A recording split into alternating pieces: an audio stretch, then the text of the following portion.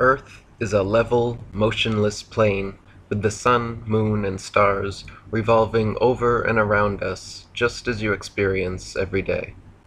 The North Pole is the magnetic monopole center point, with Polaris, the North Pole star, situated directly above. Polaris is the only motionless star in the heavens, with all the other constellations revolving perfect circles over the Earth every night.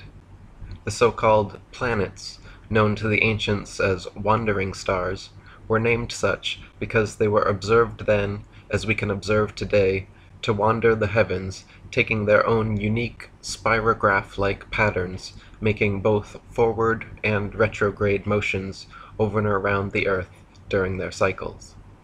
Meanwhile, the fixed stars were named such because they were observed then, as we can observe today, to stay fixed in their constellation patterns night after night, year after year, century after century, never changing their relative positions.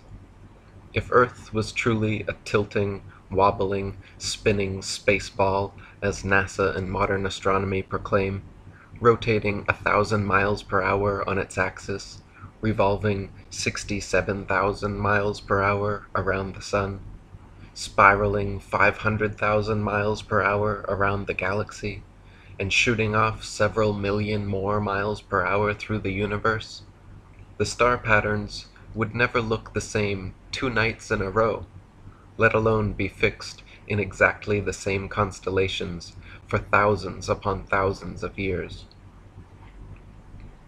The reality is that the Earth and Polaris do not move, while everything else in the heavens revolves over Earth and around Polaris, east to west, like in a planetarium dome. Our Earth planetarium, however, is so vast that perspective won't allow any observer to see all the stars simultaneously from any one vantage point.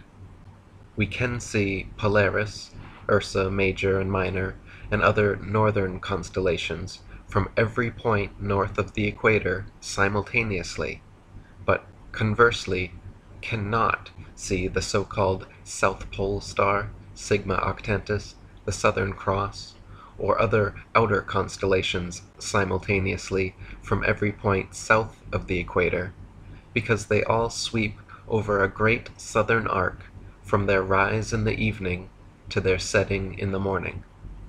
Facing north, the stars turn counterclockwise from right to left. Facing south, they turn clockwise from left to right. Facing east, they rise in front and set behind, while facing west, they rise behind and set in front.